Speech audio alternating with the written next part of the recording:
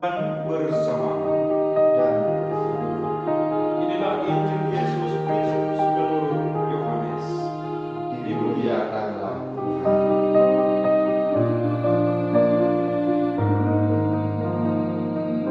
Pada hari pertama pekan itu, pagi-pagi benar ketika hari masih gelap, pergilah Maria Magdalena ke kubur Yesus, dan ia melihat bahwa batu penutupnya telah diambil dari kubur. Ia berlari-lari mendapatkan Simon Petrus dan murid yang lain yang dikasihi Yesus.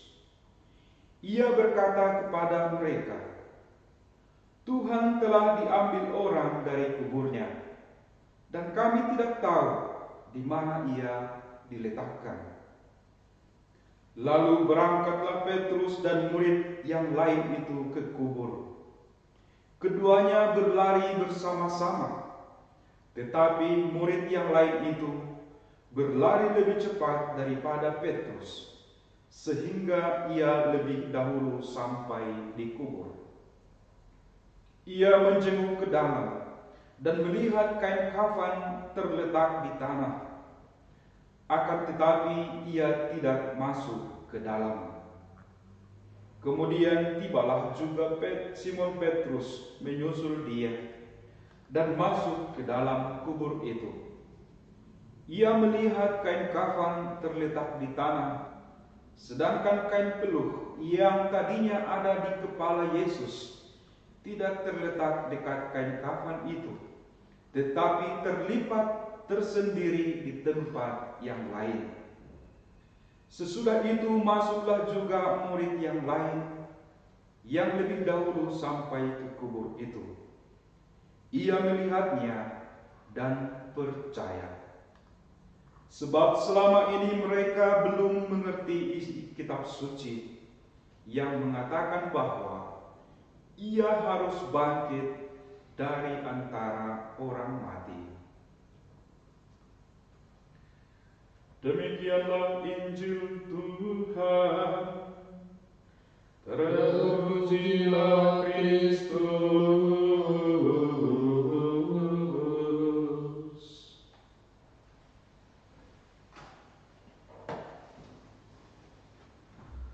Bapak, Ibu, saudara-saudari yang terkasih di dalam nama Tuhan kita Yesus Kristus, sekali lagi selamat Paskah untuk kita semua.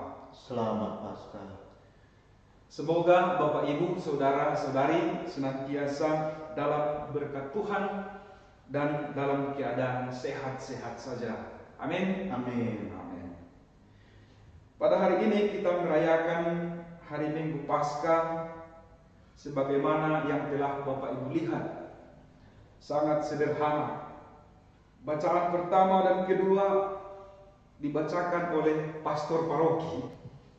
Pertama kali dalam sejarah pastor paroki menjadi petugas atau lektor bacaan pertama dan bacaan kedua.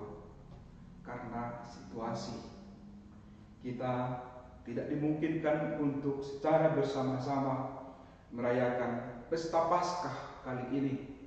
Oleh karena kita berusaha memerangi atau memutus penyebaran COVID-19 ini, agar kita senantiasa dalam keadaan sehat-sehat. Bapak, Ibu, saudara-saudari, pertanyaan yang sering muncul adalah mengapa orang Kristen itu bergereja pada hari Minggu? Atau mengapa orang Kristen itu pergi ke gereja pada hari Minggu? Ada banyak orang mengatakan, ya karena kan Tuhan Allah kan menciptakan alam semesta dan segala isinya beristirahat pada hari Minggu, pada hari ketujuh, katanya. Singkat kata, pertanyaan ini sebetulnya tidak salah jawaban itu. Tetapi jawaban yang paling benar, karena pertanyaannya mengapa orang Kristen pergi ke gereja pada hari Minggu, alasannya adalah karena hari ini. Karena hari ini adalah hari kebangkitan Yesus Kristus dari kematian, dari alam maut. Jadi hari Kamis Putih, Romo Adi dalam homili dan khotbahnya mengatakan bahwa inilah hari pendirian Ekaristi, hari ulang tahun perayaan Ekaristi. Dan pada hari Jumat Agung juga dikatakan bahwa kita melihat bahwa salib itu menjadi simbol kemenangan, simbol kemerdekaan. Nanti di Injil lain kalau kita dengar pada Jumat Agung itu, Yohanes menggambarkan Yesus di salib itu berpakaian ala raja, bermahkota. Artinya bahwa Yesus memang layak untuk disebut raja, King of the King, raja dari segala raja. Maka salib menjadi simbol dan lambang kemerdekaan bagi kita, simbol pembebasan bagi kita orang-orang Kristiani. Kemudian pada hari ini, hari Minggu ini, hari Minggu Paskah ini, kita merayakan inti dan dasar iman kita sebagai orang Kristen. Jadi Kamis Putih, Jumat Agung, dan pada hari Minggu Paskah ini. Mengapa saya katakan alasan orang Kristen pergi ke gereja pada hari Minggu karena hari kebangkitan Kristus ialah nyata pada bacaan hari ini. Jadi hari ke-7 itu sebenarnya hari Sabtu. Itulah sebabnya orang Yahudi merayakan hari Sabat pada hari itu. Hari ke-7 Allah beristirahat mencipta alam semesta. Kita tidak mengikuti itu. Dan itulah yang membedakan kita dengan orang-orang Yahudi. Itulah yang membedakan murid-murid Kristus dengan orang-orang Yahudi. Murid-murid Kristus bukan pada hari Sabtu pergi ke tempat atau beribadah, tetapi pada hari Minggu, yaitu hari kebangkitan Yesus Kristus. Hari Minggu adalah hari pertama, bukan hari ke-7. Sering kita salah. Jadi hari Senin orang bertanya, hari apa sekarang? Hari pertama, karena hari Senin. Sebenarnya tidak. Hari pertama itu adalah hari Minggu. Hari kedua, hari Senin. Alasannya, bacaan Injil hari ini. Ingat, pada hari pertama Minggu itu. Pada hari pertama Minggu itu, pagi-pagi benar, ketika hari masih gelap, pergilah Maria Magdalena ke kubur Yesus, dan ia melihat bahwa batu telah diambil dari kubur. Jadi hari pertama pada pekan ini adalah hari Minggu. Inilah alasan Bapak Ibu mengapa kita pergi ke gereja pada hari Minggu, yaitu karena pada hari itu Yesus bangkit dari alam maut, dari kematian. Yesus mengalahkan kematian dengan kehidupan yang kekal. Bapak Ibu, saudara-saudari, bacaan-bacaan hari ini menggambarkan, mendeskripsikan kebangkitan itu. Bacaan pertama, Petrus yang adalah saksi mata dari keberadaan kehadiran Yesus di dunia sejak dari Yesus berkarya, bersaksi bahwa Yesus yang dahulu dibaptis oleh Yohanes Pembaptis itu, yang telah diurapi oleh Allah dengan Roh Kudus di Sungai Yordan, yang telah mewartakan rahmat pembebasan dan yang telah mengadakan banyak mukjizat, dan sudah ditangkap, disiksa, disalibkan dan mati. Dia itulah yang bangkit itu dari kuburan itu. Dia itulah yang bangkit kembali, padahal dia sudah mati. itu kesaksian Petrus kepada seluruh bangsa katanya. Dan dia sebagai saksi mata, sebagai saksi yang real konkret, yang telah makan minum bersama dengan Yesus, dialah yang mengatakan dan menyaksikan sendiri tentang kebangkitan ini. Kelak dalam bacaan-bacaan selama masa Paskah ini, kita akan mendengarkan bahwa Yesus beberapa kali akan menampakkan dirinya secara real dan konkret di hadapan para murid dan di hadapan banyak orang, sampai dia nanti akan naik terangkat ke surga, kembali ke sisi kanan Allah Bapa yang Maha Kuasa. Demikian juga Bapak Ibu, bacaan kedua menekankan kepada kita sebagai orang-orang yang telah dipilih, dipanggil, sebagai orang-orang yang telah beriman kepada Kristus, diharapkan menjadi saksi atas kebangkitan ini. Diharapkan menjadi pewarta atas kebangkitan ini. Yang pertama, tentu kita harus yakin dulu, kita harus percaya dulu. Artinya kita harus menjadi saksi ya atas kebangkitan itu terhadap diri kita sendiri. Kita harus yakinkan diri kita bahwa Yesus memang sungguh-sungguh bangkit. Apabila tidak bangkit, maka apa? Sia-sialah seluruh pewartaan dan apa yang dikatakan oleh para nabi sejak dahulu, dan apa yang dikatakan oleh Yesus sendiri juga pada saat ia berkarya dan berkata-kata kepada para muridnya. Tetapi karena kebangkitan, maka tergenapilah seluruh nubuat para nabi, tergenapilah juga apa yang telah dikatakan oleh Yesus sendiri kepada para muridnya, bahwa dia akan sengsara, dia akan bangkit, dia akan mati, tetapi akan bangkit pada hari yang ketiga. Bapak Ibu, saudara-saudari yang terkasih di dalam nama Tuhan kita Yesus Kristus, saya mengajak kita merenungkan apa yang telah dilihat oleh para perempuan tadi di kubur.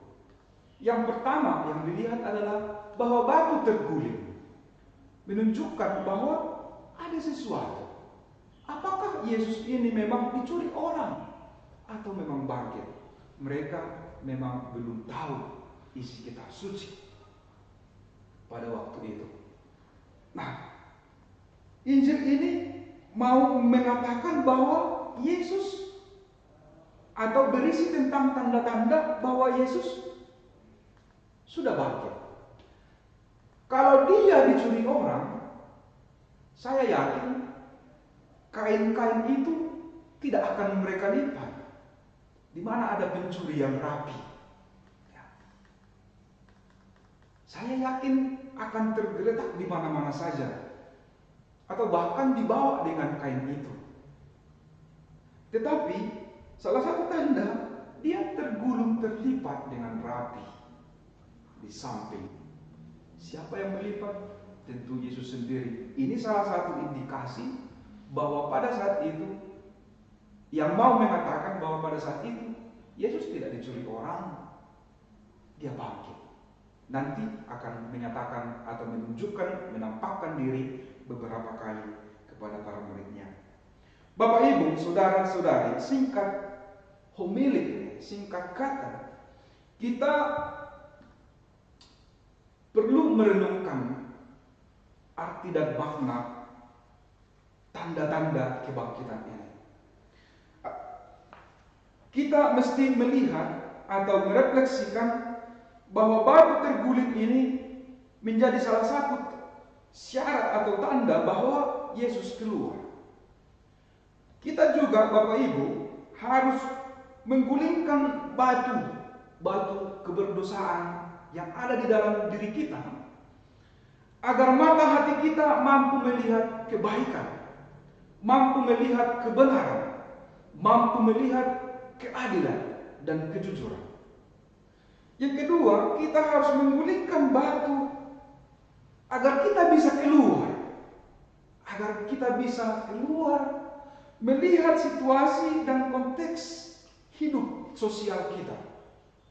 Artinya, di sanalah letak nanti kita mewarta, di sanalah nanti juga kita menunjukkan, menyatakan kasih kita kepada sesama manusia.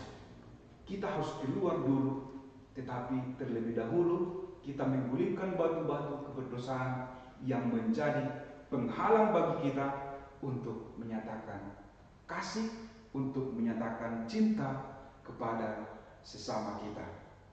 Bapak Ibu, saudara-saudari yang terkasih dalam nama Tuhan kita Yesus Kristus, Paskah atau kebangkitan Kristus adalah sebuah peristiwa kisah yang telah terjadi ribuan tahun yang lalu. Kita updatekan pada saat ini ke dalam diri kita masing-masing. Artinya, kita juga harus bangkit dari keterpurukan, dari keberdosaan kita, menjadi manusia-manusia baru yang telah dibebaskan oleh Tuhan lewat pengakuan dosa, pantang dan puasa yang telah kita jalani selama ini. Inilah hari kemerdekaan kita, inilah hari pembebasan kita. Maka mari Bapak Ibu saudara-saudari, kita tunjukkan bahwa kita adalah manusia-manusia yang merdeka, yang tidak terikat oleh dosa dan maut. Tetapi kita adalah orang-orang yang merdeka, yang memiliki pengharapan, iman, kasih sebagai inti, sebagai keutamaan dasar yang perlu kita kembangkan di dalam kehidupan kita. Semoga Bapak Ibu, saudara-saudari yang terkasih, lewat peristiwa Paskah ini, perayaan Paskah ini, kita memperoleh kehidupan yang baru, semangat yang baru, pengharapan yang baru, dan juga kita senantiasa menyerahkan diri kita secara total kepada Tuhan, apalagi dalam situasi kita pada saat ini. Dialah yang menjadi sumber, dialah yang menjadi tumpuan, dialah yang menjadi pegangan, dialah yang akan menjadi yang akan menyelimuti seluruh diri dan hati kita, terutama keluarga kita. Semoga Bapak Ibu saudara-saudari yang terkasih senantiasa dalam perlindungan Tuhan sekarang dan selama-lamanya. Amin.